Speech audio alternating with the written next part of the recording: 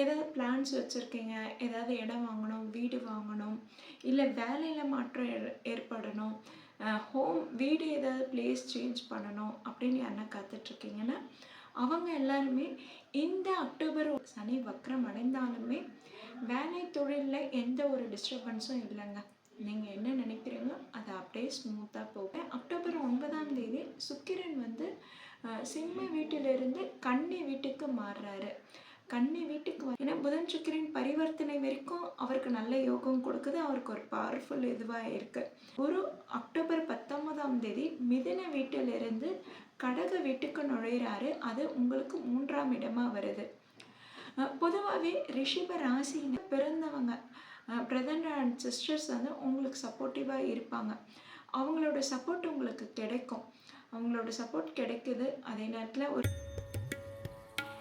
மீனாட்சி ஜோதிட நேயர்கள் அனைவருக்கும் வணக்கம். கடந்த 6 மாதமாக என்னை ஃபாலோ பண்ணிட்டு வரவங்களுக்கு தெரியும் என்னுடைய ராசி பலன் எந்த அளவுக்கு உங்களுக்கு சரியாக பொருத்தமாக இருக்கிறது என்று. உங்ககிட்டேருந்து ஒரு நல்ல கமெண்ட்ஸும் எனக்கு வந்துட்டு இருக்குது. அது ரொம்பவே சந்தோஷத்தை கொடுக்குது. அந்த வகையில் இப்போது அக்டோபர் மாத ராசி பலன்களை நம்ம பார்க்கலாம். ரிஷப ராசினருக்கு கடந்த செப்டம்பர் மாதம் கொஞ்சம் ஏமாற்றம் அடைந்த காலமாக தான் இருந்திருக்கும். இவங்களுக்கு குரு பயிற்சி அடைஞ்சதுலேருந்தே ரொம்பவே நல்ல நேரமாக தான் இருந்தது. ரொம்ப ஆக்டிவாக செயல்பட்டீங்க. வேலை தொழிலும் ஒரு நல்ல மாற்றத்தையும் நல்ல முன்னேற்றத்தையும் எதிர்பார்த்து காத்துருந்தவங்களுக்கும் நல்லாவே அமைஞ்சிருக்கும். கடந்த ஜூன் ஜூலை மாதம் ரொம்பவே நல்லா இருந்தது. ஆனால் ஆகஸ்ட் மாத பிற்பாதியிலிருந்து ரிஷப ராசினர் கொஞ்சம் ஏமாற்றத்தை சந்திச்சிருப்பீங்க. பர்டிகுலராக செப்டம்பர் மாதம் பார்த்திங்கன்னா ஹெல்த் இஷ்யூஸும் வந்திருக்கும். உங்களை யாரும் கண்ட்ரோல் பண்ணுற மாதிரி தான் நீங்கள் இருந்திருப்பீங்க. இந்த அக்டோபர் மாதம் எப்படி இருக்க போகுதுன்னா, முதல்ல மற்ற கிரகங்கள்லாம் எந்த மாதிரியான பொசிஷனில் இருக்குதுன்னு பார்த்துடலாம். உங்களுக்கு 11ஆம் இடத்துல சனி வக்ரம் அடைஞ்சிருக்காரு. சனி வக்ரம் அடைந்தாலுமே வேலை தொழிலில் எந்த ஒரு டிஸ்டர்பன்ஸும் இல்லைங்க. நீங்கள் என்ன நினைக்கிறீங்களோ அது அப்படியே ஸ்மூத்தாக போகுது. வேலை தொழிலில் பெருசாக மாற்றம் இல்லை. அதுக்கடுத்ததாக உங்கள் ராசி அதிபதி சுக்கிரன் செப்டம்பர் மாத பிற்பாதையிலிருந்து சுக்கிரன் வந்து கேதுவோடு இணைந்து உங்களை கண்ட்ரோல் பண்ணிகிட்டு இருந்தது. நீங்கள் என்ன பிளான் பண்ணாலுமே அதை மற்றவங்க மாற்றி அவங்களுக்கு ஏற்ற மாதிரி உங்களை செயல்படுத்த வச்சுருப்பாங்க கடந்த மாதத்தில். இப்போ அது உங்களுக்கு ஓரளவுக்கு குறைந்தாலுமே, ஏன்னா அக்டோபர் 9ஆம் தேதி சுக்கிரன் வந்து சிம்ம வீட்டிலிருந்து கன்னி வீட்டுக்கு மாறுறாரு. கன்னி வீட்டுக்கு வந்தாலுமே சுக்கிரன் அங்கே நீச்சம் அடையிறது உங்களுக்கு அவ்வளவு பாசிட்டிவாக இல்லைன்னு தான் சொன்னோம். அதாவது என்னென்னா, கேதுவோடு இருந்ததுக்கு இப்போ இங்கே வந்திருக்கிறது எவ்வளோ பெட்ரு. அதுவும் இல்லாமல் சுக்கிரன் என்னன்னா புதனோட பரிவர்த்தனை ஆகுது. அதாவது உங்களுக்கு 6ஆம் இடத்துல புதன் அக்டோபர் 3ஆம் தேதியிலிருந்து அங்கேயே இருக்கிறாருங்க. அக்டோபர் 9ஆம் தேதி தான் சுக்கிரன் வந்து உங்கள் ராசி அதிபதி சுக்கிரன் கன்னி வீட்டுக்கு நுழையிறாரு. அப்போது சுக்கிரன் கன்னி வீட்டிலையும் புதன் துலாம் வீட்டிலையும் இருக்கும்போது அப்போ அவங்க வீட்டை வந்து எக்ஸ்சேஞ்ச் பண்ணியிருக்காங்க. அது பரிவர்த்தனை ஆகிருக்கு. ஆக புதன் சுக்கிரன் பரிவர்த்தனை என்பது அந்த காலகட்டம் உங்களுக்கு ரொம்பவே லக்கியாக இருக்குது. அந்த காலகட்டம் உங்களுக்கு ரொம்பவே நல்ல பயனுள்ளதாகவும் இருக்கும், அதிர்ஷ்டகரமாகவும் இருக்கும்.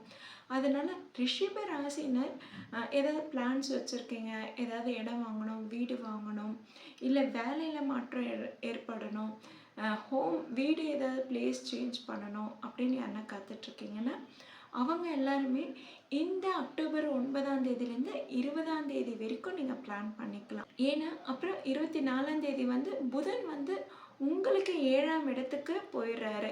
புதன் சுக்கிரன் பரிவர்த்தனை என்பது கட் ஆகிடுது.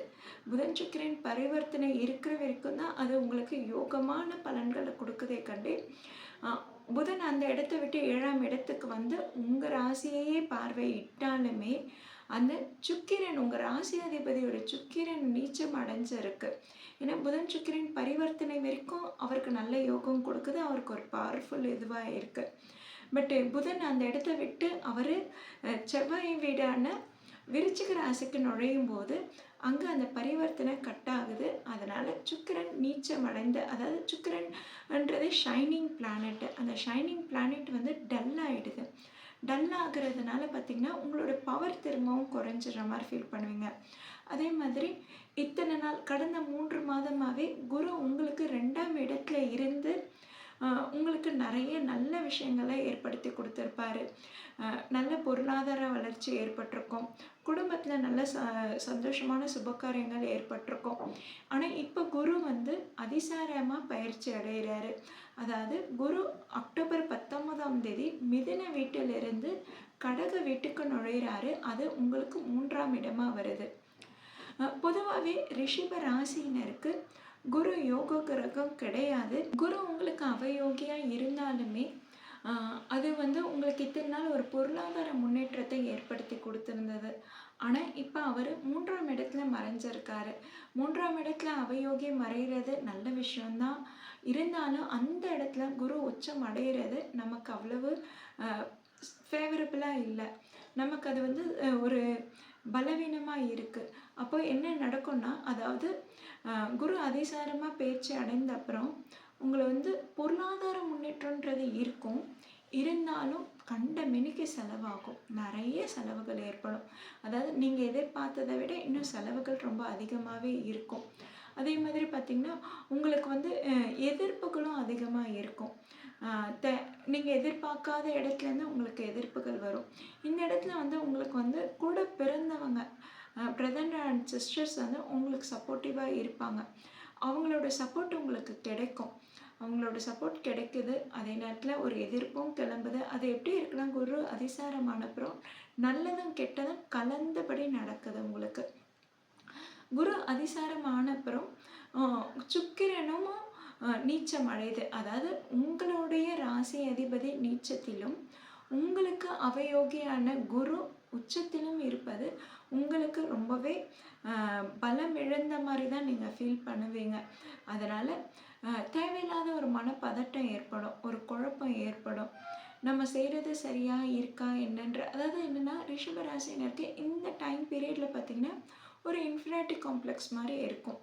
ஓகேங்களா? அதே நேரத்தில் பார்த்திங்கன்னா செவ்வாய் வந்து இந்த மாதம் அக்டோபர் மாத இறுதி விருச்சிக வீட்டுக்கு நுழையும் போது அங்கே அவர் ஆட்சி புரிகிறாரு. அப்போ எப்படி இருக்குன்னா, உங்களுக்கு வந்து சரியான சப்போர்ட் கிடைக்கும். அவங்க வந்து உங்களுக்கு வந்து தட்டி கொடுத்து வேலை வாங்குவாங்க. நீங்கள் ஏதாவது தப்பு பண்ணுறீங்கன்னா, இது பண்ணுறது சரியில்லை, இது தப்பு, இந்த மாதிரி செய்யக்கூடாதுன்னு உங்களை அதட்டி அவங்க உங்களை சரி பண்ணுவாங்க. ஆக அவங்களால உங்களுக்கு நல்ல முன்னேற்றம் தான் இருக்குது. அப்போ மற்றவங்க சொல்கிறத நம்ம காது கொடுத்து கேட்டுக்கிறது நல்லது. ரிஷப ராசினருக்கு யாரெல்லாம் வெளிநாட்டு பயணத்துக்கு காத்துட்ருக்கீங்கன்னா அவங்களுக்கு இந்த காலகட்டம் கொஞ்சம் நல்லா இருக்குங்க. இந்த காலகட்டத்தை பயன்படுத்திக்கலாம். நீங்கள் வெளிநாட்டுக்கு வேலைக்காக போகிறீங்களோ இல்லை படிப்புக்காக போகிறீங்கன்னா இந்த காலகட்டம் ரொம்பவே நல்லா இருக்குது. அதே மாதிரி ஃபேமிலி லைஃப்பில் கொஞ்சம் விட்டு கொடுத்து போகிற மாதிரி தான் இருக்கும். ஃபேமிலி லைஃப்பில் பார்த்திங்கன்னா ஒரு தேவையில்லாத ஒரு மன அழுத்தம் ஏற்படும். தேவையில்லாத ஒரு மிஸ் அண்டர்ஸ்டாண்டிங்ஸ் ஏற்படும்.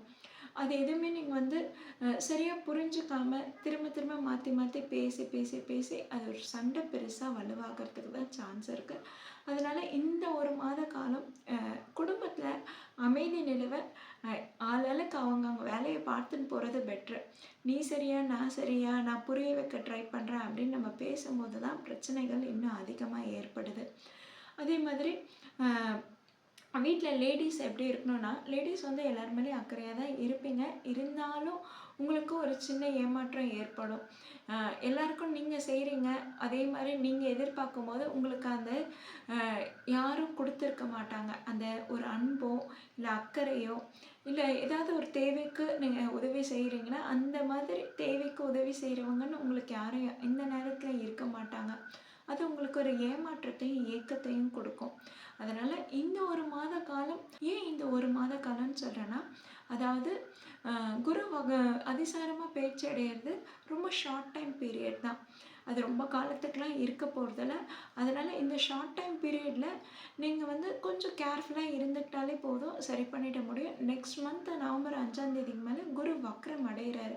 வக்ரம் அடையும் போது உங்களுக்கு கொஞ்சம் பாசிட்டிவான ரிசல்ட்ஸ் தான் இருக்க போகுது. அப்போ இந்த ஒரு மாதம் உங்கள் செலவுகளை குறைச்சிக்கோங்க. உங்களுடைய செலவு எல்லாத்தையும் பட்ஜெட்டில் கொண்டு வர ட்ரை பண்ணுங்கள். மற்றபடி இந்த மாதத்தில் உங்களுக்கு வேலையிலையோ தொழிலையோ எந்த ஒரு மாற்றமும் இல்லை, எந்த ஒரு பிரச்சனை சிக்கலும் இல்லைங்க.